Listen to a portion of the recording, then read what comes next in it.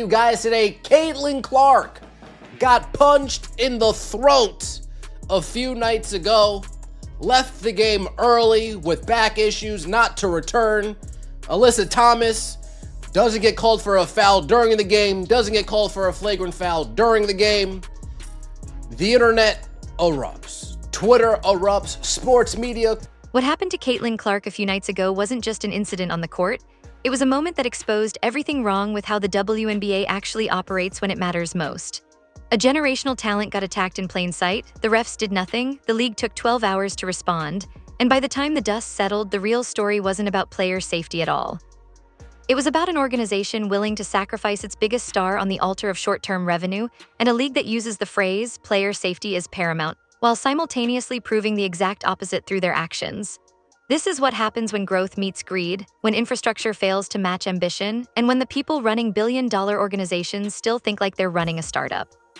Let's break down exactly what went down, why the responses from every corner were so shockingly inadequate, and what this entire situation reveals about where women's basketball actually stands. A week suspension, a week punishment, week W-E-A-K. I'm sure Alyssa Thomas will enjoy her one-game vacation. She can go do something else for a night. Ooh, what a real punishment. I'm sure that hurts her. Alyssa Thomas is 57 years old. I'm sure she'll enjoy a day off. It started the way these things always do, with a moment nobody expected. Caitlin Clark was in the middle of a game doing what she does best, controlling the tempo and orchestrating the offense when Alyssa Thomas stepped across her path and threw a punch directly at her throat. Not a basketball play, not a contested movement. A deliberate, identifiable jab aimed at the neck area that any official with two functioning eyes could have seen from the baseline, but the refs didn't call it. They didn't blow the whistle, they didn't even hesitate. The play continued like nothing happened, like a star player hadn't just been physically assaulted in front of thousands of fans and millions watching on television. That's where the first failure lives, not in the suspension that would come later, not in the Fever's corporate speak, not in any of the secondary responses. The first failure was immediate, visceral, and undeniable. The officials whose job it is to protect players chose not to do that job. They swallowed their whistles and let a clear, obvious foul slide past them entirely. The impact was immediate. Caitlin felt it. You could see it in her body language, in the way she grabbed her throat, in the momentary pause before she tried to shake it off and keep playing. She attempted to stay in the game, which is what professional athletes do. They push through pain, they play hurt, they don't give their competitors the satisfaction of seeing them go down. But the damage was already done. The adrenaline might mask it for a few minutes, but a shot to the throat isn't something you just walk off. It affects your breathing. It affects your ability to perform at the level these elite athletes demand of themselves. Within minutes, Caitlin Clark was out of the game, dealing with back spasms and neck pain, unable to continue. The WNBA's biggest star had been forced from the court by an uncalled flagrant foul, and the league's response was deafening silence. Then came the internet eruption. Twitter exploded. Sports media outlets that had largely ignored the WNBA started digging into the footage, replaying the incident from every angle, questioning how this could possibly go uncalled at the professional level. The discourse was everywhere, on basketball pages, on sports talk shows, on mainstream news outlets that rarely touch women's basketball outside of special circumstances. It became impossible to ignore. The league was getting dragged publicly and relentlessly for allowing this to happen. Fans were furious, the narrative was spiraling, and only then, almost 12 hours after the incident, did the WNBA finally issue a statement saying they would review the footage and take appropriate action. 12 hours, that's how long it took for the league office to acknowledge that something wrong had occurred. Before going further, if you're enjoying this video, don't forget to smash that subscribe button. It really helps us keep bringing you the content you love. Share this video with your friends so they don't miss out on all the drama and excitement. And now the Indiana Fever, now they're even more emboldened now than ever to write probable for Caitlin Clark on every injury report moving forward. Let's get right into it, shall we? Like the video, hype the video. Let me know your thoughts in the comment section below and subscribe to the channel. That would mean so much to me. Caitlin Clark, back, fist. When the WNBA finally did act, they suspended Alyssa Thomas for one game. One game, that's it. That's the punishment for throat punching the league's biggest star out of the lineup. One game, let that sink in for a moment because that number matters. One game means Thomas misses a single contest, probably sits at home, maybe gets a few days of rest that her aging body probably appreciated. One game means the deterrent effect is essentially zero. If you're thinking about taking out a star player in the WNBA, the worst-case scenario is that you get a long weekend off. You miss one game, the league issues a corporate statement about player safety being paramount, and then you move on with your career. The suspension was so light, so utterly inadequate that it functioned less as punishment and more as a reward. Thomas got to rest. Caitlin Clark got injured. The message being sent to every player in the league was crystal clear. If you want to take out your competition's best player, go ahead. The consequences are minimal. Compare that to how the league treats other infractions. Foul out in basketball and you're done for the game, multiple technicals and you're suspended. But throw a punch at a star player in a way that's so obvious it gets flagged on social media within minutes. One game, the inconsistency is staggering. The league has shown it's willing to hand out suspensions for far less egregious offenses, but when it came time to actually protect their most marketable asset, they folded. They did the bare minimum required to satisfy public outcry and called it a day. This is the same league that claims it wants to grow the game, that it wants to capitalize on the Caitlin Clark phenomenon, that it wants to build a sustainable business model around women's basketball. But when their biggest star gets attacked on the court, they hand out a suspension so light it might as well not exist. Actions reveal priorities, and the WNBA's action here revealed that protecting players wasn't actually the priority. I'm not watching Saturday. I don't want to tune in on Saturday. I spent all season last year watching this team without Caitlin Clark. I spent countless hours snoring my way through in Indiana Fever. I don't know if I can do this again. Fans aren't happy. Out for Saturday. While Alyssa Thomas was preparing for her one-game absence, Caitlin Clark was preparing for something far different. The Indiana Fever announced that she would need a full week of treatment before they even considered returning her to the court. A full week. Not just missing Saturday's game, but potentially missing multiple games while the medical staff worked on her neck and back, trying to address the damage that shouldn't have happened in the first place. So here's the imbalance that should make every fan's blood boil. The player who committed the foul gets to rest and recover, while the player who suffered the injury has to endure treatment regimens, recovery protocols, and an extended absence from the thing she loves most. Thomas gets a vacation. Clark gets a rehabilitation schedule. Thomas gets to feel the positive effects of the break. Clark gets to feel the frustration of being sidelined. This isn't just unfair in a competitive sense, it's unfair in a human sense.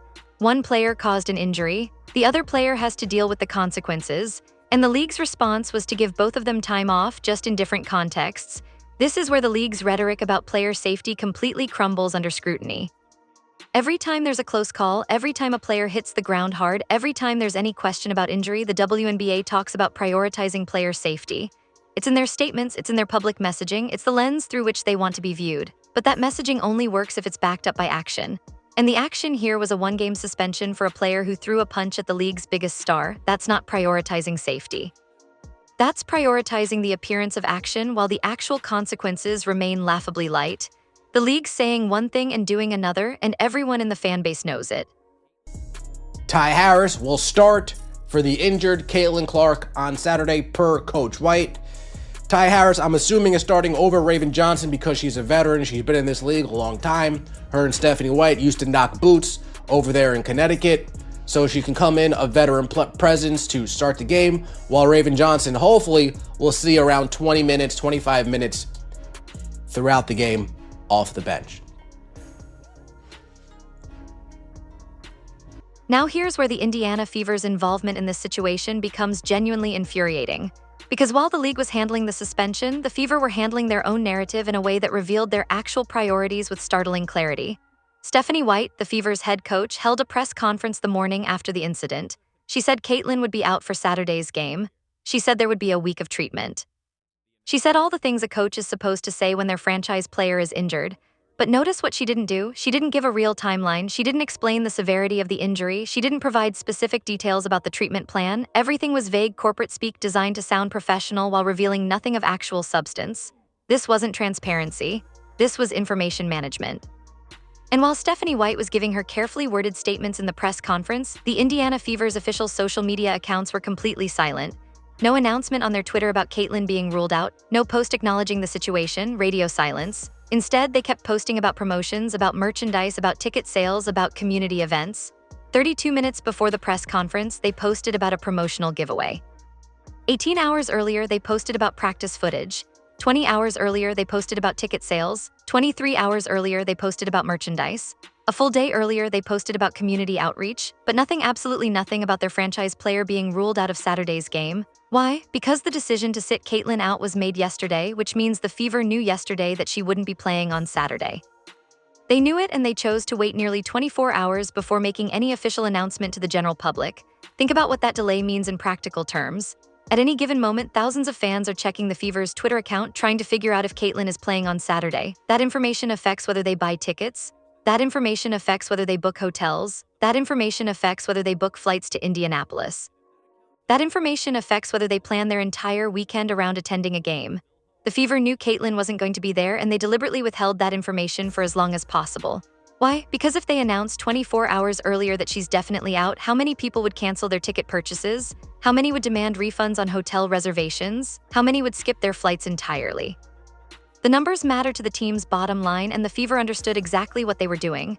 This is calculated. This is intentional. This is the Fever understanding that their official social media channels are where most casual fans go to get authoritative information. If the Twitter account doesn't confirm the news, then maybe it's not really real yet. Maybe Caitlyn's status is still up in the air. Maybe there's hope. Maybe she'll somehow be ready by Saturday. And while fans are clinging to that hope, while they're making travel plans and booking hotels and buying tickets based on the assumption that maybe, just maybe, their star player will be on the court, the Fever are cashing their checks. The delay wasn't about medical caution. It was about revenue protection. The Fever had a financial interest in keeping the announcement vague and the timeline unclear for as long as possible. I guess just first off, how is Caitlyn after Wednesday, and do you have any update on her condition? Yeah, she's okay. She can be out on Saturday, but she's doing all right. Do you have any indication right now of how long she will be out? No indication. Obviously, it's a good time because we have all week next week, so we'll take this opportunity just to get her treatment, get her healthy, get her back on the floor, and see what happens. I mean, you know, it's the same thing. Long-term health and wellness is the most important thing. But the delayed announcement was just the beginning of their strategy. Because even when Stephanie White finally did announce that Caitlyn would be out, she didn't commit to anything beyond Saturday. When asked about her return timeline, she gave the most non-answer answer possible. No indication. It's a good time because they have a week next week. We'll take this opportunity to get her treatment and get her healthy and see what happens. See what happens. That's not a medical assessment. That's not a timeline. That's corporate speak designed to tell fans absolutely nothing while sounding like you're being transparent. And this sets up a dangerous pattern that the Fever have perfected over the past year.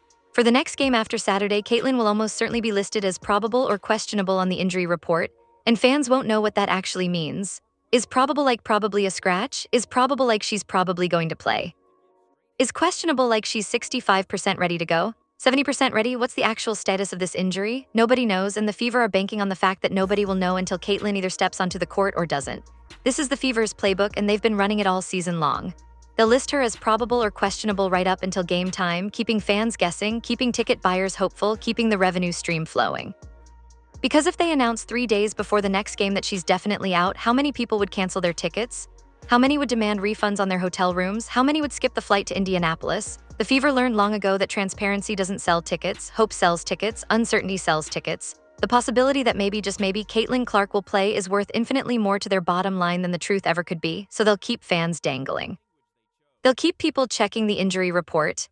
They'll keep people making plans and spending money based on incomplete information. And by the time it becomes absolutely undeniable that Caitlyn won't be playing, the Fever will have already extracted maximum revenue from fans who bought tickets hoping to see her perform. The Indiana Fever Twitter account. You ready? Let's take a look here. We have 10:31, so we're at 40 minutes now from Caitlyn Clark being ruled out. We have the Indiana Fever Twitter account 32 minutes ago, 18 hours ago, 20 hours ago, 23 hours ago, a day ago. They didn't even announce that Caitlyn Clark is out yet. I told you this last year while we were going through the charade. They're going to wait as long as they... This is where the Fever's response to the entire situation gets truly revealing. Kelly Crosskopf, the team's president, issued an official statement. Player safety should be paramount in our league. We appreciate the WNBA's review of last night's incident and the action taken. Right now, our focus is on Caitlyn and our entire team as we prepare for Saturday. Read that again, especially this part. We appreciate the WNBA's review and the action taken. Appreciate. They appreciate a one-game suspension for a player who throat-punched their franchise star out of the lineup. That's the language they chose, not disappointed, not concerned about the precedent this sets, not demanding stronger action, just appreciation. Thank you, WNBA, for doing the absolute bare minimum. We really appreciate it. Think about what Crosskopf could have said instead. She could have said the organization was disappointed in the inadequate response. She could have said the Fever believed stronger action was warranted. She could have expressed concern about the precedent this sets for future incidents involving star players. She could have demanded that the league take player safety seriously. She could have come out swinging, making it clear that an attack on the franchise's best player demands consequences that actually hurt. But she didn't. She issued a statement so carefully worded, so painfully corporate, so utterly devoid of substance that it says absolutely nothing except that the Fever are willing to accept whatever scraps the league office throws their way. This is a weak statement. This is a soft statement. This is a sorry excuse for leadership from an organization that should be furious right now. The Fever had a moment to stand up for their player, to demand better from the league, to make it clear that this kind of incident is completely unacceptable. Instead, they rolled over. They accepted the punishment without pushback. They signaled to the league office that they won't fight for their stars, that they can continue making weak decisions with minimal backlash, that player safety is fine as a talking point but doesn't require actual action. What Crosskopf's statement really said between the lines was something much darker.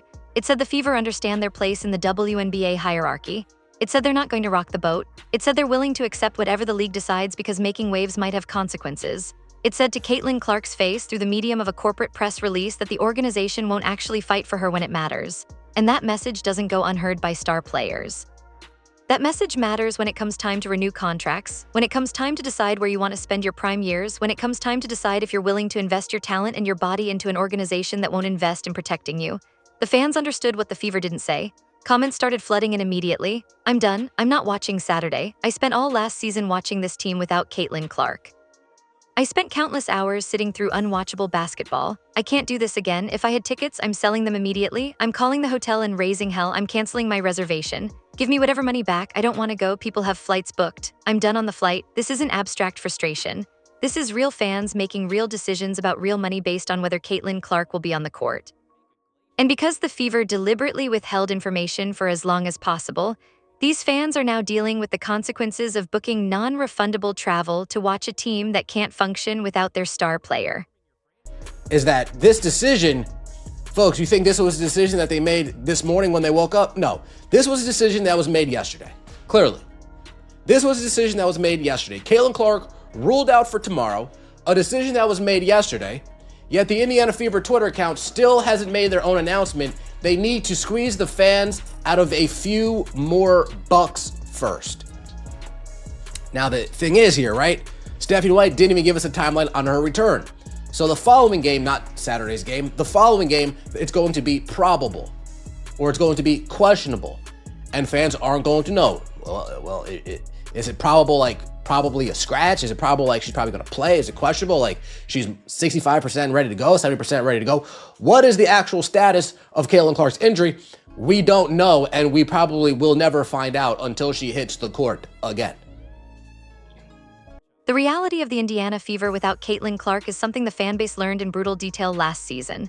Before Caitlin arrived, the Fever were putting up some of the worst basketball the WNBA has ever produced. Their games were empty, their offense was stagnant, their pace was glacial, fans tuned in out of obligation, not excitement. Watching the Fever without Caitlin Clark is unwatchable in the truest sense of the word. It's not an exaggeration, it's not being dramatic. It's just the reality of what this team is when their generational talent isn't on the floor. The supporting cast can only take you so far. The coaching system can only do so much. Without Caitlin orchestrating the offense, without Caitlin creating opportunities, without Caitlin pushing the pace and making the game exciting, the Fever revert to exactly what they were before, a team that struggles to generate interest, that can't fill seats, that becomes background noise in the broader sports landscape. Then Caitlin Clark showed up last season and changed everything. Suddenly, the Fever were must-watch television. Suddenly, their games mattered. Suddenly, people actually cared about what happened in Indianapolis. Suddenly, Fever games became appointment viewing. The league rode that wave. They built their marketing strategy around her. They expanded coverage. They leaned into the narrative that Caitlin Clark was transforming women's basketball, and it was true. She is. She's the biggest thing to happen to the WNBA in a generation. But here's what the league and the Fever didn't seem to understand. That investment only works if you actually protect your asset. If you market Caitlin as the face of the league while simultaneously allowing opponents to foul her without consequence, you're sending a message. If you build your entire growth strategy around her while simultaneously allowing her to get injured through uncalled fouls, you're undermining your own strategy. Player safety should be paramount in our league. We appreciate the WNBA's review of last night's incident and the action taken. Right now, our focus is on Caitlin and our entire team as we prepare for Saturday. A weak-ass statement, a soft-ass statement, a sorry-ass statement. Fans are seeing right through. So it takes a league to respond before you give a Yep, you know what. So brushing it off, I see. Tone-deaf response. Your focus should be on trading Caitlin because you sure as hell don't deserve her. We appreciate the WNBA review. Hell no. Still, tell Stephanie to get herself tossed from a game. If you talk about player safety while simultaneously handing out one-game suspensions for obvious fouls against your star, you're exposing your hypocrisy, and the fans are catching on. With Caitlin ruled out for Saturday, fans are checking out, they're selling tickets, they're canceling hotel reservations, they're rebooking flights, they're making it clear that without Caitlin Clark, they have no reason to show up. The Fever are about to remember what it felt like before she arrived: empty arenas, declining viewership, games that nobody outside of hardcore basketball fans cares about. The Fever organization seemed to believe that Caitlin Clark was a luxury, that her talent was something they could take for granted, that they could continue operating the way they always had and she would just keep making them look good. But that's not how generational talents work. Generational talents have options, they have leverage. They have the ability to choose where they want to invest their time and their talent, and when an organization shows you that it won't fight for you, that message sticks. With Caitlin out, Ty Harris will start for the Fever on Saturday. Ty Harris is a veteran. She's been around the league for a long time. She has experience. She has familiarity with Stephanie White from their time together in Connecticut, and none of that matters because Ty Harris isn't Caitlin Clark. Nobody is buying tickets to watch Ty Harris run the point. Nobody is tuning in on League Pass to see Ty Harris orchestrate the offense. Nobody is getting excited about Ty Harris's creation of scoring opportunities. Ty Harris is a solid rotation player on a functional team, but she's not the kind of player who draws fans. She's not the kind of player who changes the dynamic of a game. She's the kind of player who fills a role, and when that role is suddenly being asked to be Caitlin Clark, she's undersized for the job. The assumption is that Harris starts over Raven Johnson because of that veteran presence, that experience factor that coaches always fall back on when they don't have better options. It's a familiar coaching move. When you need stability, you go with the veteran. When you need someone who knows the system, you go with experience. But what you don't get with that move is the kind of electric playmaking and pace that makes a team interesting to watch.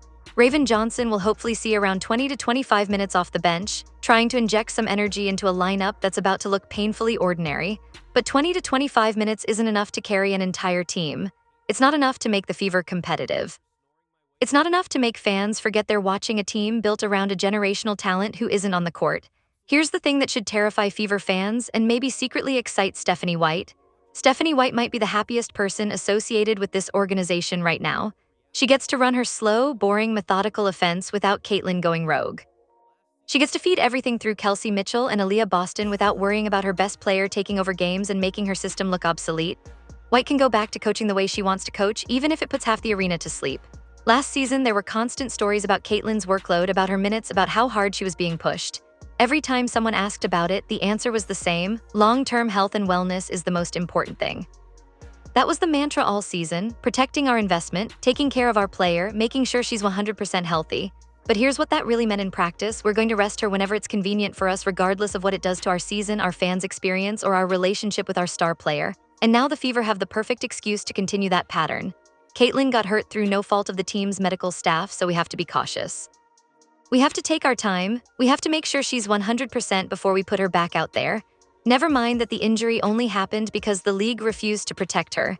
Never mind that a properly enforced rulebook would have prevented this entire situation. The Fever can now point to medical protocol and hide behind the need for proper recovery.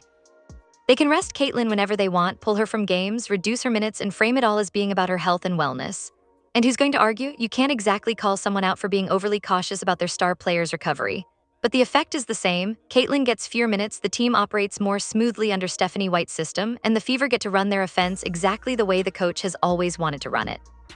When you watch Stephanie White's face when she's announcing Caitlin's injury status, you're not seeing a coach upset about losing her franchise player. You're not seeing someone devastated about what happened. You're seeing someone who just got handed an excuse to coach the team exactly the way she's always wanted to. She's okay about this. She's fine with the treatment schedule. She's comfortable taking time. She's not pushing to get Caitlin back as quickly as possible.